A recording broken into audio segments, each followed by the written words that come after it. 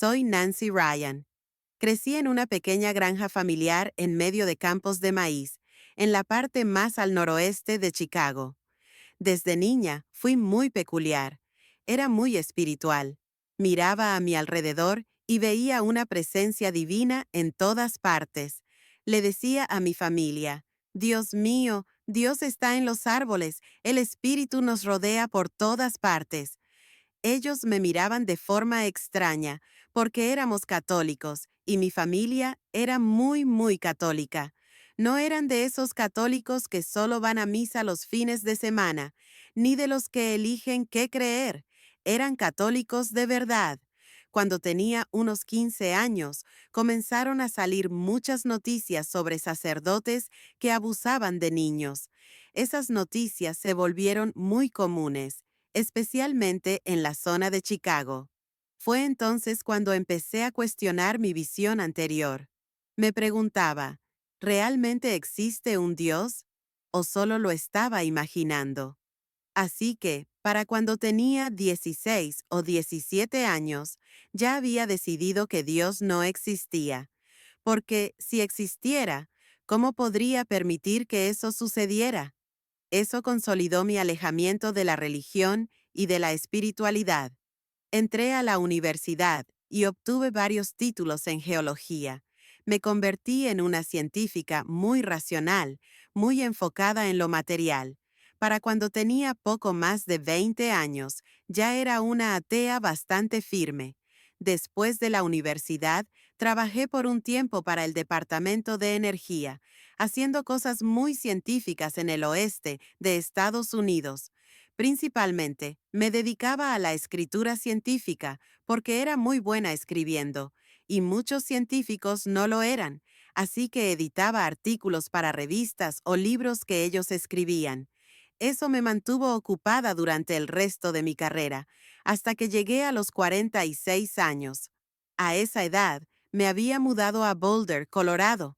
Comenzaba a sentirme un poco insatisfecha con mi vida. Algunas cosas no habían salido bien.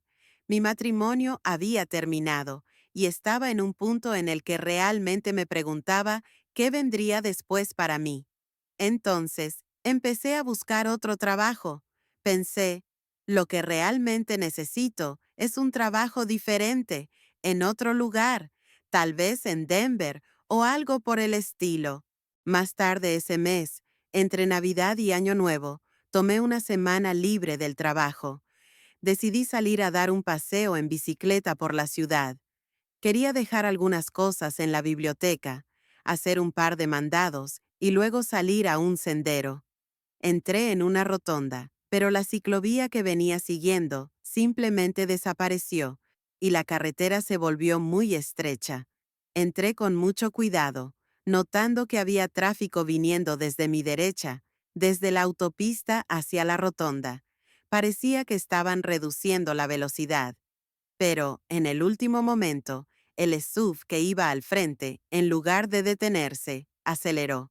Yo estaba en un lugar muy complicado, justo donde ella entraba. Todo lo que pude hacer fue un movimiento instintivo. Extendí mi mano. No tengo idea de qué pasó desde que extendí mi mano hasta que terminé en el capó de su vehículo. De alguna manera, di un salto desde la bicicleta y caí sobre el capó, mirándola directamente. Y ella estaba enviando mensajes de texto. Intenté golpear su parabrisas, pero ella siguió conduciendo. No me veía, aunque estaba literalmente frente a ella. No pude sostenerme. El capó de su vehículo era muy resbaladizo. Desesperadamente, traté de agarrarme a algo, pero no encontré nada. Caí al pavimento y escuché el crujido de mi casco. De repente, ella pasó por encima de mí. Mi mochila se enganchó en algo debajo de su vehículo. Al mismo tiempo, alcancé con mi mano derecha y me agarré de su eje. No sé cuánto tiempo me arrastró técnicamente, pero fueron al menos 60 pies. Lo que finalmente pasó fue que un hombre en una camioneta detrás de ella vio lo que estaba ocurriendo. Logró adelantarla, condujo su camioneta en sentido contrario alrededor de la rotonda y se detuvo frente a ella. Le debo mi vida a ese hombre. Tan pronto como ella se detuvo, comencé a intentar salir de debajo del vehículo. Llegué al punto en que mis hombros estaban fuera, justo debajo de la parte delantera de su auto. En ese momento, una mujer se acercó y dijo: «Soy enfermera, quédate donde estás». Pensé: «¿Cuál es el problema? Solo voy a levantarme y caminar». Pero ella dijo: «No, acabas de tener un accidente grave. Necesito que te quedes en el suelo». Cuando llegaron los paramédicos, comenzaron a intentar entender qué me pasaba médicamente. Tan pronto como uno de ellos tocó el lado de mi cuello, grité con todas mis fuerzas. Fue muy doloroso. Fue entonces cuando me di cuenta de que estaba en muy mal estado. Me llevaron al centro de trauma.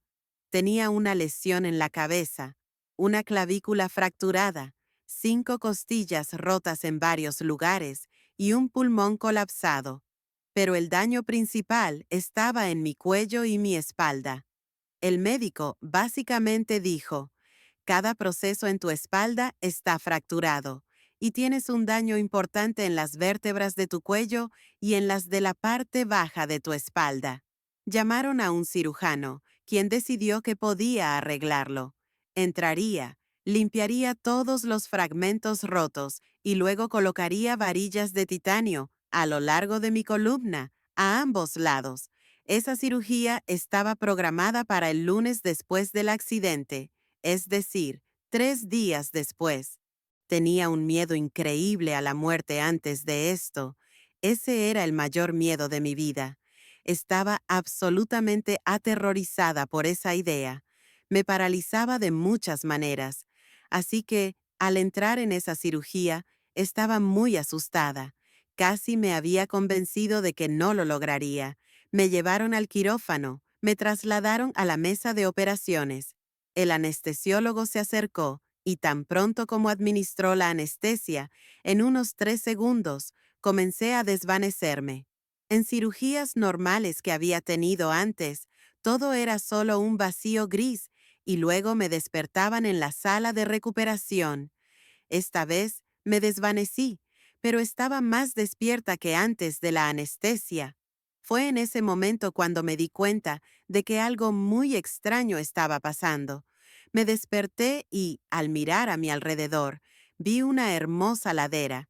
Era como un prado, con pasto bajo y flores por todas partes. Estaba en la ladera, mirando una serie de cordilleras ondulantes. Pensé: «Bueno, esto es una alucinación bastante genial. Puedo lidiar con esto mientras estoy en cirugía». Lo primero que noté fue una ola de paz. Se sentía como estar frente a una chimenea, con el fuego encendido, con ese calor que te atraviesa. Era como si me estuvieran abrazando. Sentí una gran aceptación y un amor incondicional que llegaba a mí. Fue poderoso. Fue entonces cuando supe que algo no estaba bien. Pensé: «Dios mío, morí». Recordé estar en la cirugía y, en ese momento, sentí amor. Pensé: «Debo haber muerto en la mesa de operaciones». Mi segundo pensamiento fue: «Un momento, aquí entra mi mente científica y analítica. Si morí, ¿qué es todo esto? Porque, en primer lugar, no creo en nada. En segundo lugar, mis padres me dijeron que iría al infierno por ser atea, pero no estoy experimentando ninguna de esas cosas». Fue entonces cuando realmente comencé a preguntarme: «¿Qué demonios está pasando y por qué estoy aquí?». Hice esa pregunta en mi mente, pero luego hubo una respuesta a mi pensamiento. La respuesta vino como si estuviera a mi alrededor, en la atmósfera. Y la respuesta fue: «Este es tu hogar. Eres parte de mí. Eres parte de nosotros. Bienvenida a casa». Cuando dijo «bienvenida a casa», me derrumbé, porque lo recordé. Fue entonces cuando todo volvió a mí, y supe de inmediato: Dios mío, esa vida que tenía en la tierra era solo una ilusión. Lo que estaba haciendo allá abajo en la tierra era realmente un estado temporal. Y esto era real. De repente fue tan obvio. Entonces vi a alguien materializarse de la niebla. Era muy etérea, vagamente humana. Parecía tener cabello largo, pero nunca pude ver su rostro, porque no se trataba de ella. Se trataba de que yo aprendiera lo que necesitaba aprender. Y eso fue lo que dijo. Es hora de que aprendas lo que necesitas aprender para regresar y hacer que tu vida valga la pena. Esas fueron casi sus palabras exactas. Pensé, vaya, no voy a regresar allá. ¿Estás bromeando? No voy a volver a ese lugar. Ella dijo, ya has aceptado regresar. Y yo, volviendo a mi yo más joven, cuando era un poco difícil de tratar para mis padres, porque siempre los desafiaba, la desafié. No quiero regresar allá, y no recuerdo haber aceptado volver. Ella respondió, lo hiciste antes de nacer en tu vida. Déjame mostrarte. Fue como un momento de película extraño. Frente a mí, en el aire, se materializó algo como una pantalla de cine, y me mostró a mí planificando mi vida antes de nacer. De alguna manera, la experiencia estaba planeada, y pude verlo.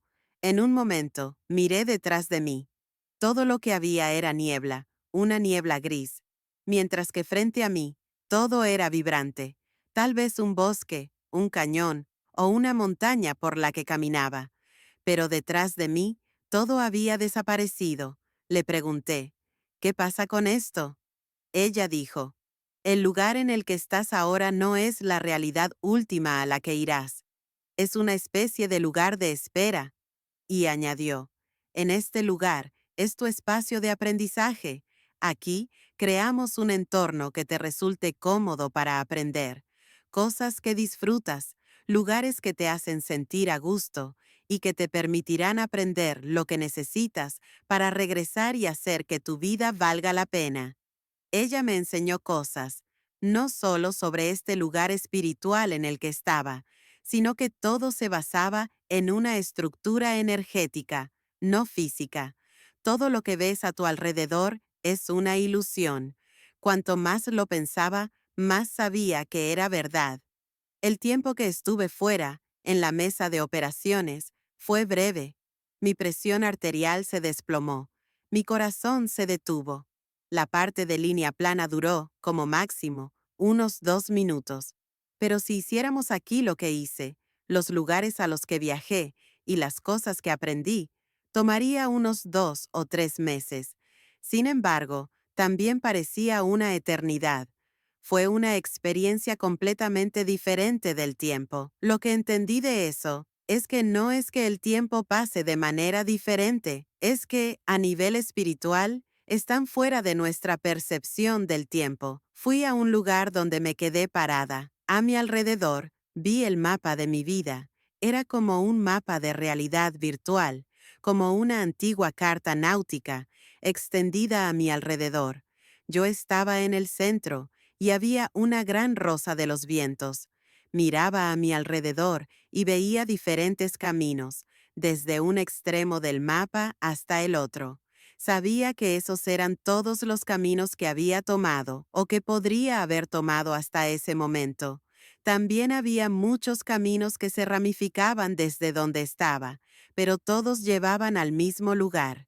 El punto de esa enseñanza fue, en primer lugar, que podemos tomar uno de muchos caminos en la vida, y todos nos llevan más o menos al mismo lugar.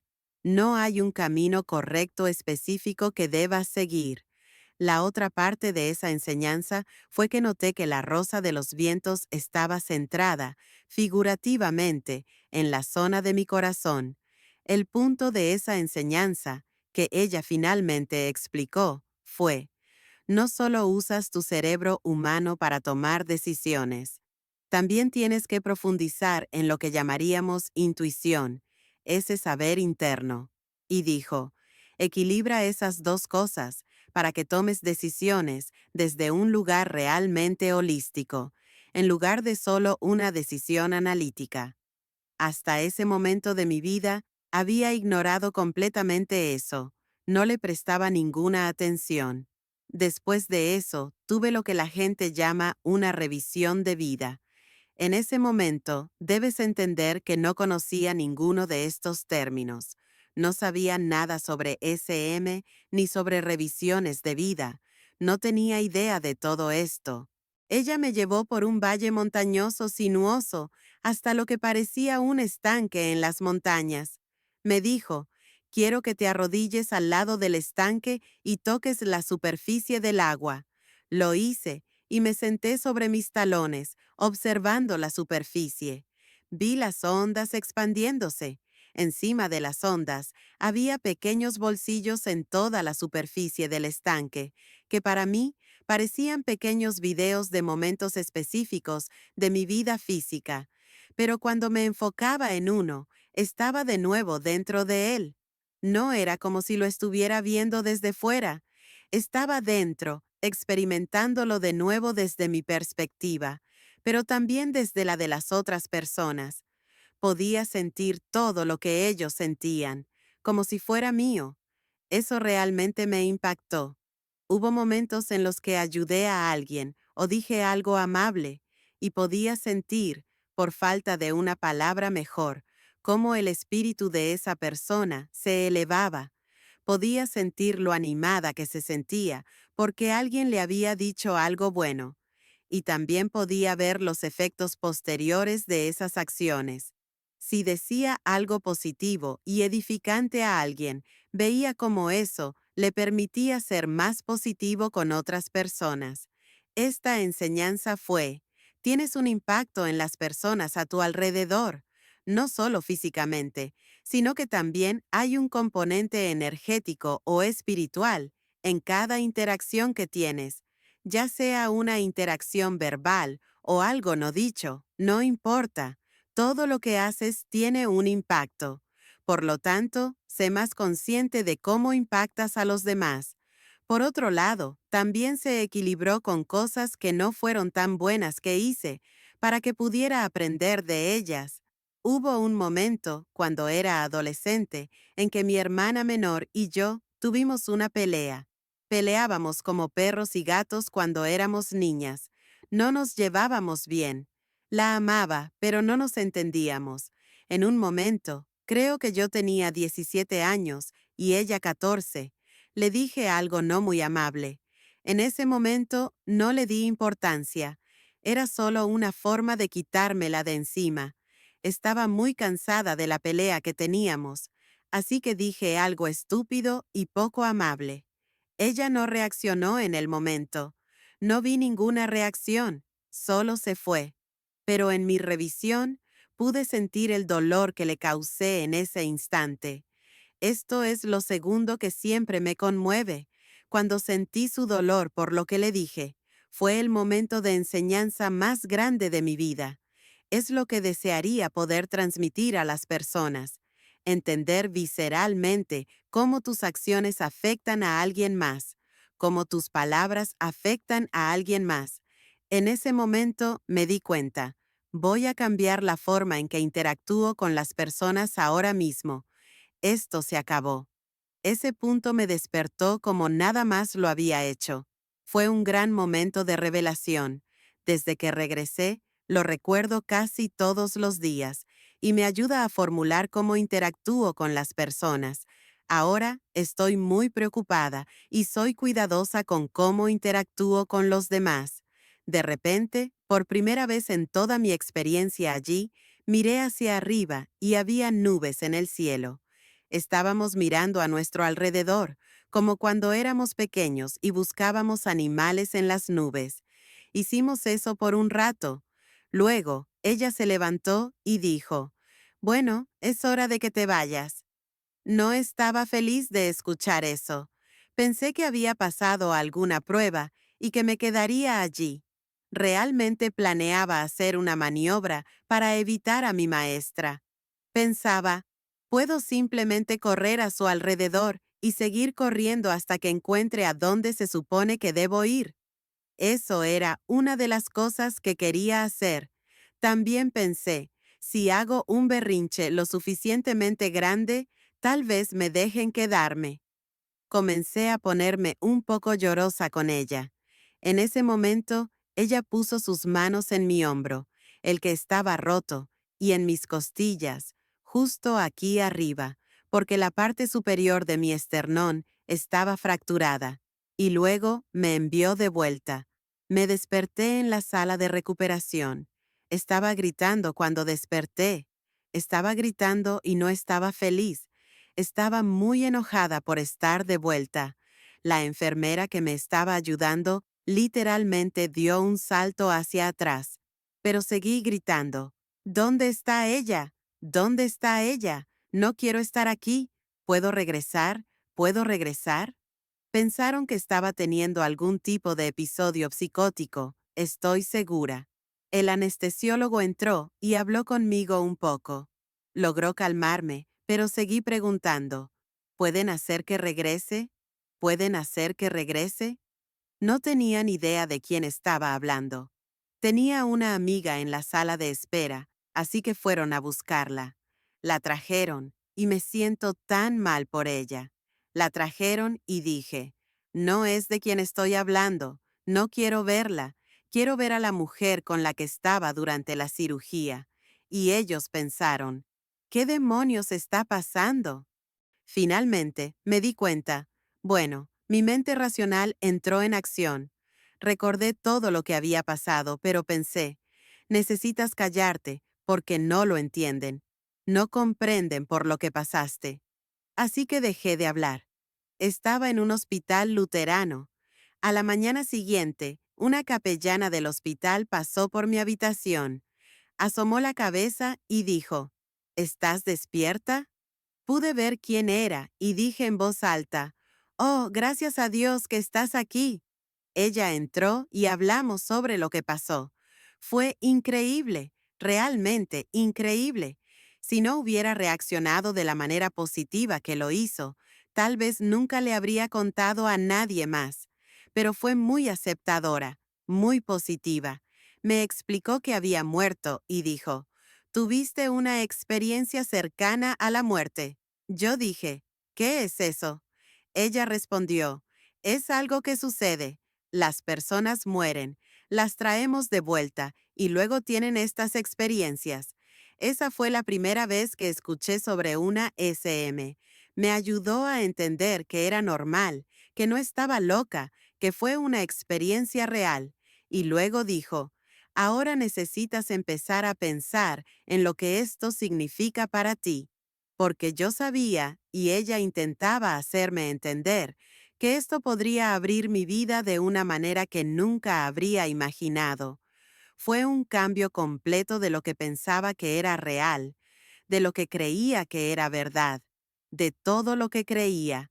En ese momento supe que tenía una elección. Podía volver a como eran las cosas antes. Podía negar completamente todo lo que acababa de pasar, negar la experiencia misma, lo que aprendí, y tratar de regresar a cómo era antes. Eso parecía, de alguna manera, seguro, porque era predecible. Conocía ese camino. No me gustaba, pero lo conocía. Pero este otro camino era completamente desconocido. Si aceptaba lo que había aprendido y seguía aprendiendo de ello, no tenía idea de a dónde me llevaría. Realmente me preocupaba lo que eso significaría para mi carrera, porque todavía estaba en las ciencias. Pensé que nunca podría conseguir otro trabajo en las ciencias, porque la gente vería eso y diría, está loca, no la vamos a contratar. Tenía mucho miedo de ese camino, pero unas 2 semanas después, cuando regresé a casa del hospital, me di cuenta, voy a intentar este nuevo camino. No sé a dónde me llevará, pero veré qué pasa. Estuve fuera del yeso corporal en poco más de 4 semanas, cuando esperaban que fueran 16. Fue una recuperación muy rápida. Lo que comencé a hacer fue salir a la naturaleza todos los días y meditar. Eso fue una de las cosas que realmente me ayudó a traer esa conciencia a nivel del alma a mi vida. La segunda cosa, que suena muy simple, pero tiene un gran impacto, es aprender a estar verdaderamente agradecida. Por la mañana, comenzaba el día antes de levantarme de la cama. Estaba muy agradecida por cosas simples, como poder caminar. Me permitía casi meditar en ello, realmente pensar y sentir, no solo pensar, sino también sentir la gratitud por eso. Podría haber quedado parapléjica por ese accidente, y estoy tan agradecida de poder caminar ahora. Esos pequeños actos de gratitud me permitieron enfocarme en lo que era bueno en mi vida en ese momento. Poco a poco, esas pequeñas cosas me permitieron mantenerme más centrada y presente el resto del día. Se trata de estar consciente de tus acciones en el momento, sin vivir en piloto automático. Es muy fácil vivir tu vida en piloto automático, que es donde estaba antes. Ahora, no estoy enganchada a los dramas como solía estarlo. Lo que sea que pase en nuestros gobiernos, pienso, sí, está pasando, pero aún estoy en paz en mi vida. Sí, tengo preocupaciones por el mundo, definitivamente, pero eso no cambia este núcleo de paz dentro de mí, porque sé que es importante estar aquí en esta realidad. Tiene cosas que enseñarnos, todos aprendemos de ella, pero en última instancia, no somos esta realidad. Somos un nivel más grande de realidad. Estaba aprendiendo realmente a vivir desde ese nivel de conciencia del alma, en lugar de solo mi nivel de conciencia humana limitada. No es que el nivel de conciencia humana fuera malo, pero para mí estaba lleno de miedo. Era reaccionar a la vida, en lugar de ser proactiva. No quería ser así nunca más. Quería vivir la vida desde ese nivel superior de conciencia, porque se sentía mejor. Era más pacífico, más conectado, más lleno de amor y alegría. Es un lugar mucho mejor para estar.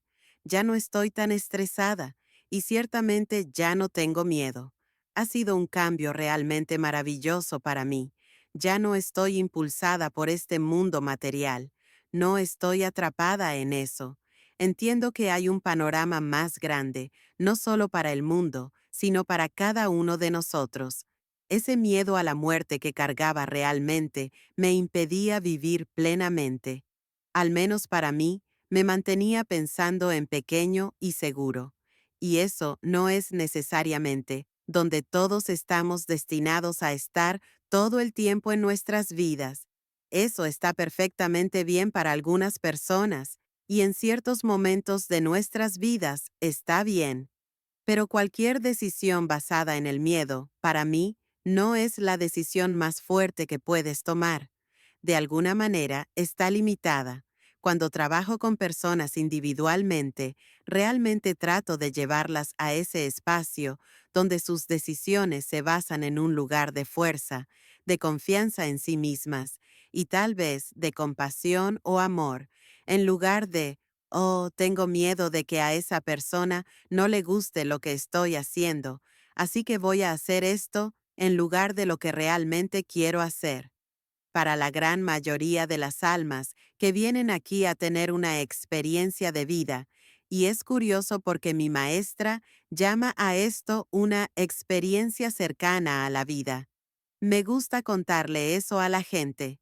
Ellos consideran esto casi vida, pero no vida real. Todos los que estamos aquí para tener esta experiencia cercana a la vida, venimos por varias razones. Algunas personas vienen a aprender algo muy específico. Muchos de nosotros venimos a experimentar cosas que no podemos experimentar en ningún otro lugar, o que serían muy difíciles. Tener un hijo, por ejemplo. No das a luz mientras estás en el cielo, así que muchas personas quieren venir aquí y experimentar tener una familia o criarla. Esta realidad física es como un crisol, lo que significa que es un lugar muy enfocado, donde puedes aprender muchas cosas diferentes en muy poco tiempo. El verdadero desafío es definir qué es lo que quieres aprender mientras estás aquí. Todas esas diferentes razones o propósitos que las personas pueden tener tienen un núcleo común, y ese núcleo es aprender a estar aquí, en este entorno, y aún así vivir desde un lugar de amor y compasión, no solo por tu familia inmediata, sino por todos los demás. Ese es el propósito central que todos compartimos.